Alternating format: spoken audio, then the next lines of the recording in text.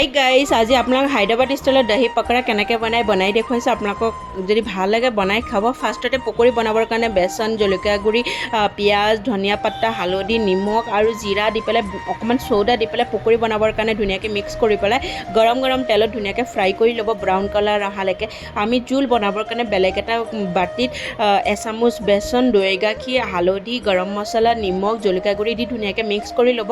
পানী অলপ সৰহকৈ দিব, কাৰণ পকৰি ঢলাৰ লগে লগে পানীখিনি শুহি ল'ব। আপুনি কমকৈ পকৰি বনাব, বেছি নবনাব।